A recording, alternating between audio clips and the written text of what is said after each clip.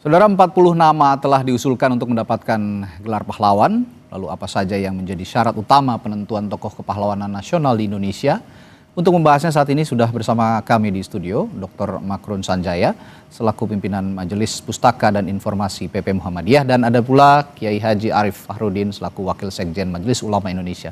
Selamat malam Bapak. Assalamualaikum. Waalaikumsalam warahmatullahi. Saya ke Pak Makrun dulu. Ya. Pak, dari pandangan Muhammadiyah, tadi kan Pak Menso sudah menyinggung soal pahlawan nasional ini. Besok juga katanya akan diumumkan dari sejumlah tokoh yang sudah diseleksi begitu kira. Nah, dari Muhammadiyah sendiri, kategori yang bisa dimasukkan menjadi seorang tokoh menjadi seorang pahlawan nasional menurut Muhammadiyah apa saja? Ya, jadi Muhammadiyah sudah mengkaji ya dari sisi ketokohan beliau sebagai presiden kedua. Kita melihat menilai sosok seseorang itu harus secara komprehensif ya, tidak bisa sepotong-sepotong.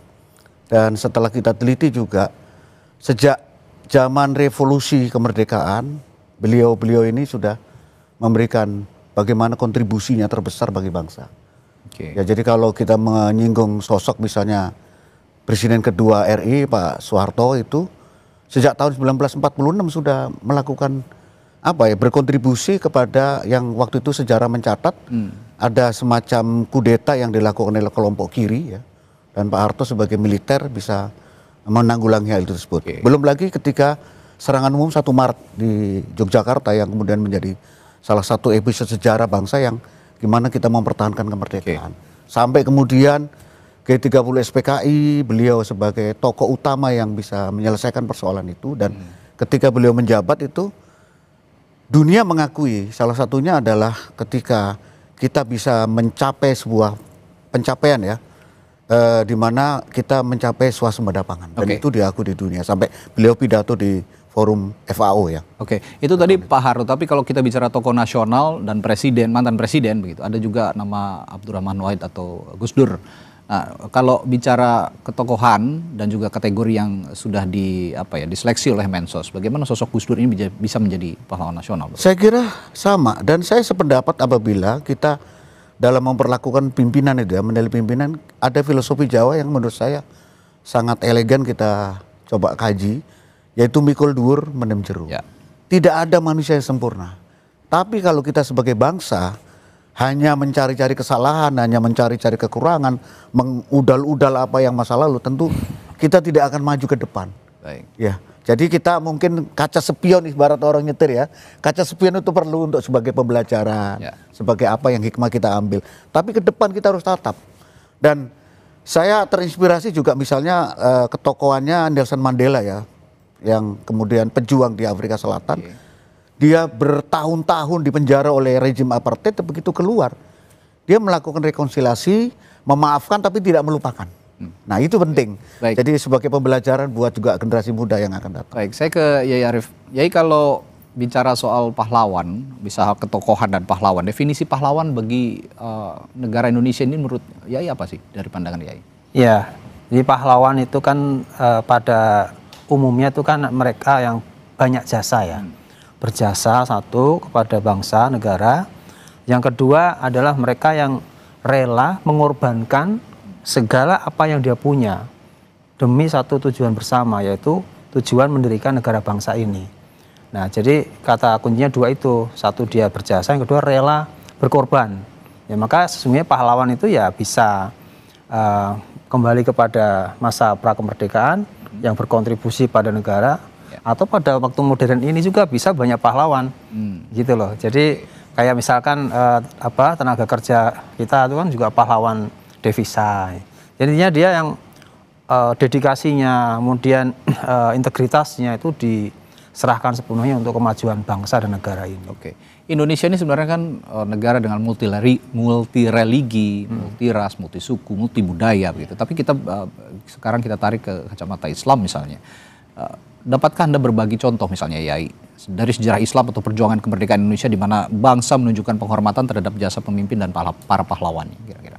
Ya, tentu misalnya dalam konteks Indonesia ya, itu kan Indonesia sebagai negara bangsa itu kan memang relatif baru ya ketika sudah diproklamirkan oleh pendiri negara ini, yaitu Soekarno-Hatta. Namun kan sebelum berdirinya nation state itu tentu sudah banyak peristiwa-peristiwa yang menggugah emosi dan membuat engagement bersama untuk kita menciptakan satu bangsa, kayak Sumpah Pemuda, kemudian lahirnya perkumpulan-perkumpulan nasionalis religius sebelumnya.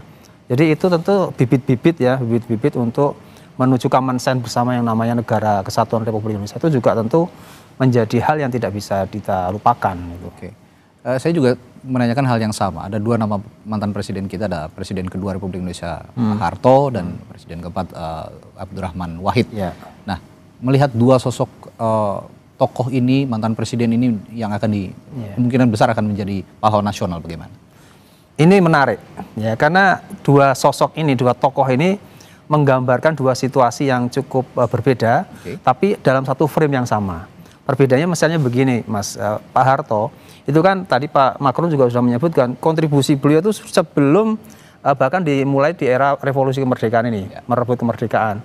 Kemudian di masa transisi dan sampai kemudian beliau itu menjadi pimpinan di ABRI, ya, Pangkostrat dan sebagainya, sampai kemudian menjadi presiden. Jadi era sebelum kemerdekaan, walaupun sebentar, kemudian kemerdekaan dan menjadi presiden 32 tahun. Kalau Gus Dur itu identik dengan jasa-jasa beliau itu kan selain beliau punya terah terah ulama-ulama besar yang itu semua adalah pendiri negara ini, mulai Menteri Agama pertama Kiai Haji Wahid Hasyim, abahnya, sama kakeknya Hadratus Syekh Kiai Haji Hasyim Asy'ari yang menggelorakan resolusi jihad. Jadi terahnya memang terah pahlawan pejuang negara, dan di masa kemerdekaan ini atau aktivitas Kiai Haji Abdurrahman Wahid itu kan tokoh civil society, tokoh penggerak Nahdlatul Ulama yang luar biasa kontribusinya untuk negara ini di aspek pendidikan agama, pesantren, kemudian pemberdayaan civil society, dan tadi pluralitas, menghargai pluralitas. Itulah ikon dari Gus Dur. Saya kembali ke Pak Macron. Kalau bicara pahlawan, seorang pahlawan itu adalah teladan bangsa gitu ya Pak Macron ya.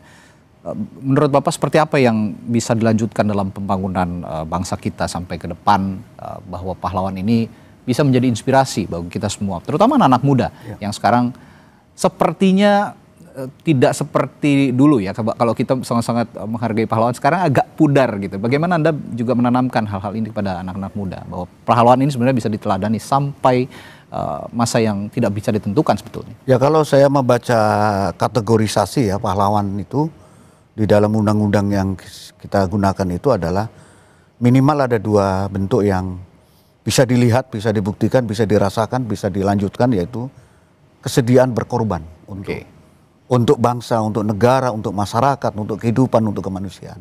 Yang kedua adalah dia mencapai sebuah prestasi atau capaian tertentu yang kemudian bisa menjadi role model ya. Kemudian ada jejaknya, kemudian mungkin dapat rekognisi baik dari regional maupun internasional. Saya kira di era kini generasi muda juga harus tidak boleh melupakan sejarah. Dan kalau kita belajar sejarah juga membentuk sejarah yang baru. Bahwa yang namanya pengorbanan, bahwa yang namanya pencapaian prestasi itu harus terus digaungkan, dilanjutkan dengan bentuk yang berbeda tentu. Kalau zaman 45 sampai ke 65 misalnya kan penuh dengan pergolakan politik dan militer ya. Tapi kalau sekarang tentu untuk mencapai misalnya pembangunan bangsa, meningkatkan sumber daya manusia sehingga kita bisa bersaing secara global, tentu anak-anak muda saat ini ya, adik-adik kita, anak-anak saya mungkin juga harus memiliki semangat yang sama. Dia harus mampu berkorban, merelakan dirinya berkorban untuk sesuatu yang tujuan baik, untuk membangun masyarakat, juga dia mencapai prestasi. Ya, jangan bahasa sekarang, jangan cuma omon-omon kira-kira gitu ya. Jadi harus konkret, harus ada prestasi, harus ada capaian, dan itu role model banyak sebenarnya. Antara lain dicerminkan oleh para pahlawan, oleh para pemimpin kita, tokoh-tokoh kita, para pejuang-pejuang kita sudah betul-betul mendermakan dirinya untuk bangsa dan negara, untuk masyarakat dan untuk kemanusiaan secara universal. Sesuai dengan topik kita malam hari ini, bangsa besar menghormati jasa pemimpin dan para pahlawan. Nah, saya ingin bertanya juga terkait dengan konteks ini. Menurut Anda, mengapa penghormatan terhadap jasa pemimpin, jasa pahlawan terdahulu ini menjadi salah satu ciri bangsa yang maju dan beradab, gitu kira-kira? Ya, saya kira memang di era informasional sekarang ini ya, komunikasi, informasi itu banjir ya. Banjir, abundansi istilahnya. tentu kadang-kadang itu bisa mengikis ya, karena kita ini cenderung globalisasi, ini nilai-nilai yang sebenarnya kita anut, ya kan, yang kita pertahankan, yang diajarkan oleh para sesepuh kita, para orang tua kita, agak mengalami pergeseran. Nah ini mungkin saat ini masa transisi ya, dari sisi budaya, dari sisi pemikiran. Saya kira faktor yang paling penting adalah bagaimana tetap mengikat anak-anak kita, generasi muda, dan menyadarkan negara ini ada karena perjuangan para pendahulu kita. Nggak mungkin kita negara ini eksis kalau tanpa perjuangan para pendahulu kita. Jadi ini harus ditanamkan terus-terus, dan tugas kita adalah membangun ke depan menjadi lebih baik lagi seperti yang diwariskan oleh para pimpinan kita. Yai, saya juga ingin bertanya soal satu hal ya. Pemerintah kita kan sering menggaungkan yang namanya Indonesia Emas 2045 kira-kira. Nanti setelah jeda saya akan tanyakan ke Yai bahwa tagline ini atau Indonesia yang sedang menuju Indonesia Emas 2045 ini, hal apa saja yang sebenarnya bisa dipetik dari nilai-nilai kepahlawanan, terutama kita besok juga akan menghadapi Hari Pahlawan, termasuk yang akan ditetapkan tokoh-tokoh nasional yang akan ditetapkan, termasuk Presiden kedua dan keempat Republik Indonesia yang akan ditetapkan menjadi pahlawan nasional. Saya akan tanyakan hal itu nanti setelah jeda di Sapa Indonesia Malam, tetaplah bersama kami.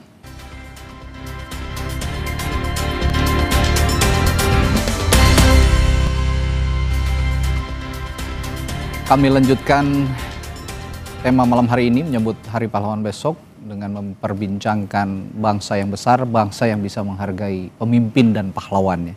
Tadi saya sebelum saya lanjutkan dialog ini, saya akan bacakan pernyataan dari Menteri Sekretaris Negara Prasetyo Hadi yang bilang bahwa Presiden Prabowo Subianto besok akan mengumumkan nama tokoh yang ditetapkan sebagai pahlawan besok, dan Mensesnek sebut ada 10 nama yang akan diumumkan. Rencana Mas mau diumumkan? Apanya? Besok insya Allah akan diumumkan. Diumumkan oleh siapa, Pak? Ya. Diumumkan langsung oleh Pak Presiden atau seperti apa? Iya. Kurang lebih 10 nama. Maksudnya mungkin bisa dikasih tahu, Mas, ya? Hah? Presiden kedua masuk. Ya, masuk. Jadi besok akan langsung diumumkan. Dan sekali lagi, sebagaimana kemarin juga kami sampaikan, itu kan bagian dari bagaimana kita menghormati ya, para pendahulu, terutama para pemimpin-pemimpin kita yang apapun sudah pasti memiliki jasa yang luar biasa kepada bangsa dan negara. Tadi sebelum jeda saya bertanya ke Yai Arief bahwa saat ini pemerintah terus menggaungkan Indonesia Emas 2045. Nah, berkaitan dengan konteks itu, saya bertanya juga, sebenarnya hal apa yang bisa dipetik menuju Indonesia Emas 2045 dikaitkan dengan konteks Hari Pahlawan ini? Hal apa saja yang bisa dipetik termasuk keteladanan dari nilai-nilai kepahlawanan di Indonesia? Ya, baik. Jadi Indonesia Emas 2045 itu kan suatu target ya, capaian, dan sekaligus di situ ada harapan. Untuk harapan itu kan diciptakan ada ukuran-ukuran yang logik dan ilmiah gitu. Nah, memang dalam agama, khususnya dalam Islam itu memang disebutkan bahwa dalam setiap 100 tahun itu pasti ada tokoh ataupun ada semangat yang sifatnya itu pembaruan. Nah, mungkin kalau kita hitung dari perjalanan bangsa ini ya, dari mulai merdeka, itu kan dalam proses kemerdekaan yang menuju ke 100 tahun ini. Nah, itu tentunya bisa kita ambil di sana adalah bagaimana kita pertama mensyukuri dulu, mensyukuri semua generasi ini, terutama yang milenial tadi, yang Gen Z, yang Alpha. Saya tuh ada kekhawatiran kalau tidak pandai menghargai jasa para pahlawan pendiri bangsa ini atau siapapun yang telah berkontribusi kepada negara ini, maka ya dia tidak akan pandai bersyukur dengan adanya negara ini. Padahal di negara ini kita semua itu bernafas, ada oksigennya. Dari negara ini kita itu bisa makan sumber daya alamnya, tanaman-tanamannya, airnya. Nah, kalau kita tidak bisa mensyukuri itu ya siap-siap saja nanti 2045 kita tidak bisa meraih Indonesia Emas. Malah yang terjadi, yang diharapkan adanya bonus demografi itu malah jadi generasi yang kurang maksimal gitu ya. Nah, ini yang perlu diantisipasi. Makanya dalam Islam itu kan disebutkan bahwa siapa yang pandai bersyukur, maka nikmat itu akan ditambah oleh Tuhan. Dan kalau tidak pandai bersyukur, Wah, nanti banyak sekali cobaan ujian untuk bangsa kita ini. Ya, Gitu. ini termasuk bersyukur kita memiliki pahlawan-pahlawan yang Iya. sebelumnya pernah memperjuangkan bangsa dan negara. Betul. Pak Makrun, ini kan sebenarnya dari 10 nama yang akan ditetapkan besok, itu sebenarnya sebelumnya ada 40 nama dan terus mengerucut hingga ke 10 nama. Dari 40 nama hingga sekarang 10 nama, kira-kira Anda melihat ada kriteria khusus yang bisa dikerucutkan sehingga 10 nama ini nantinya akan ditetapkan menjadi pahlawan nasional yang baru? Ya sebenarnya kalau saya pelajari, saya riset tadi, dari 40 ini sebenarnya layak semuanya. Oke.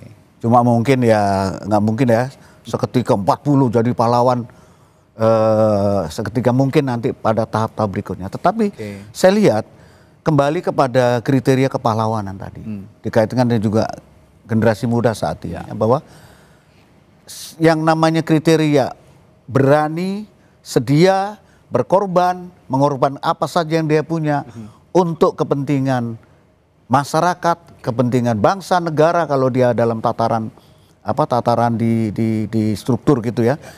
Dan yang kedua adalah bagaimana mencapai prestasi. Ada capaian, ada alat ukur, ada KPI-nya. Seseorang bisa disebut pahlawan itu apa? Ya. Tentu tidak bisa untuk diri sendiri sebagai pahlawan. Mungkin hanya untuk keluarga. Tapi bagaimana pencapaian ini bisa berpengaruh kepada masyarakat. Nah, ini ada kaitannya tadi dengan pertanyaan yang kepada Pak Yai. Saya pikir kalau anak-anak muda sekarang ini tidak mencerminkan dua kriteria tadi, maka Indonesia emas ini agak mengkhawatirkan. Kalau semuanya selfish ya, sebagai individu anak bangsa selfish, hanya mementingkan diri, kemudian ya sudah kita mencapai begini, ya sudah begini-begini aja. Saya kira ini momentum juga ya. Tinggal berapa tahun ini? Tinggal 20 tahun lagi. Ya.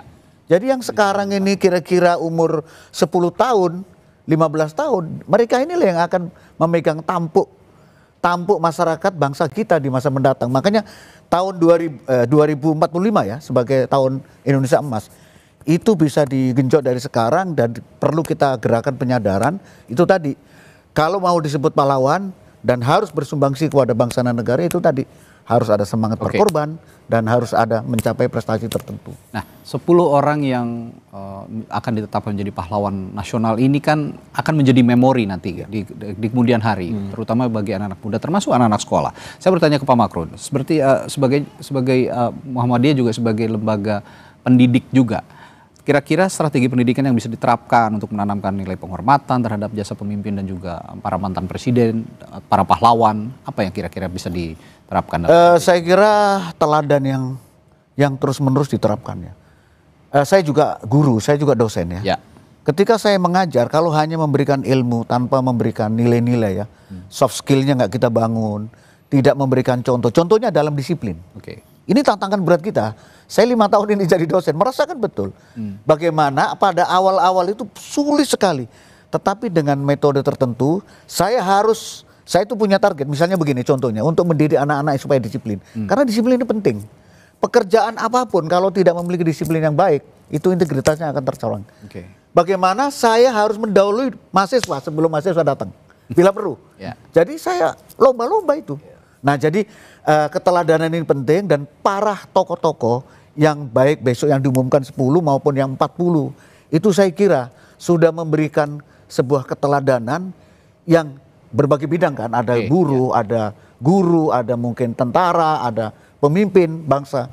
Itu semuanya patut kita tiru, dan keteladanan itu penting. Makanya para pemimpin kita juga sekarang ditantang untuk memberikan teladan yang baik kepada generasi muda. Teladanan kepemimpinan itu dicontohkan dari skup yang paling kecil dulu begitu. Betul, dari lingkungan yang paling kecil dulu. Baru berjenjang ke tingkat yang lebih tinggi. Terakhir saya ke Yai Arief. Sebenarnya keberhasilan yang bisa dipetik dari para mantan presiden yang masuk dalam usulan pahlawan ini, misalnya swasembada pangan atau macan Asia dan sebagainya, apa saja sih kira-kira, Yai? Yang sudah dikontribusikan oleh calon penerima gelar pahlawan ini kan, dari para presiden kita Mereka itu kan punya tagline masing-masing lah para presiden. Masuk juga Presiden Soeharto, Presiden 4 juga Gus Dur gitu. Jadi memang di dalam Islam itu atau di santri itu ada istilah gini, likul limaqom maqal. Dalam setiap era itu ada tokohnya, dan setiap tokoh punya eranya. Nah jadi misalnya apa yang baik-baik itu tentulah yang harus bisa dipetik dengan seksama, dipelajari, kemudian dijadikan legacy untuk generasi berikutnya. Maka kan dalam tuntunan Al-Quran itu kan manusia itu diseru, lihatlah masa lalumu untuk masa depanmu. Jadi memang tantangan sekarang itu mentransmisikan capaian-capaian kebaikan yang sudah dilegasikan oleh para presiden kita sebelumnya itu untuk kita transmisikan kepada dan transformasikan kepada generasi sekarang ini. Tantangannya memang lumayan karena saya katakan tadi zamannya udah berubah, udah berbeda sekarang. Zamannya udah zaman digital, ya semuanya tantangannya di situ juga, dan sekaligus tidak hanya tantangan juga, itu menjadi peluang juga bagaimana mereaktualisasikan penghormatan kepada orang yang berjasa pada negara ini sesuai dengan kondisi dan tantangan yang ada di era kini. Gitu. Oke, nah balik lagi bicara soal anak muda yang juga harus meneladani para pahlawan.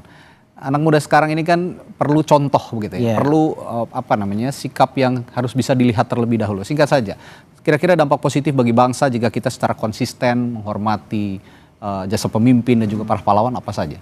Itu sangat luar biasa sekali ya. Bangsa ini tidak akan survive kalau dia mengalami ketercerabutan budaya. Jadi pentingnya mengapa kita generasi sekarang dan masa depan itu untuk selalu mengingat melihat pada generasi sebelumnya, dalam hal ini kontribusi para pendiri bangsa kita atau para presiden kita itu supaya culture kemudian DNA bangsa ini tidak tercerabut. Kalau sudah tercerabut artinya bangsa ini tidak bisa menghargai capaian-capaian positif yang dihasilkan oleh anak bangsanya sendiri. Ini bencana kenegaraan dan bencana kebangsaan. Kita anak-anak kita atau generasi ke depan mengalami alienasi. Nah ini yang saya khawatirkan dan disebutkan dalam Al-Quran tadi. Kalau kau pandai bersyukur akan ditambah nikmatnya. Tapi kalau tidak pandai bersyukur, lupa dengan siapa yang berjasa di negara ini, siap-siap nanti cobaan dan ujian kebangsaan kita lumayan berat ke depan. Gitu. Artinya kesimpulan kita hari ini dalam perbincangan kita hari ini, terutama untuk anak-anak muda, untuk menjadi bangsa yang besar, sekali lagi hormati jasa para pahlawan, hormati para pemimpin, niscaya kita juga bisa mendapatkan keteladanannya kira-kira. Baik, terima kasih Kiai Haji Arif Fahrudin dari Wakil Sekjen Majelis Ulama Indonesia dan juga Pak Makrun Sanjaya, pimpinan Majelis Pustaka dan Informasi PP Muhammadiyah telah berbagi perspektifnya malam hari ini soal pahlawan.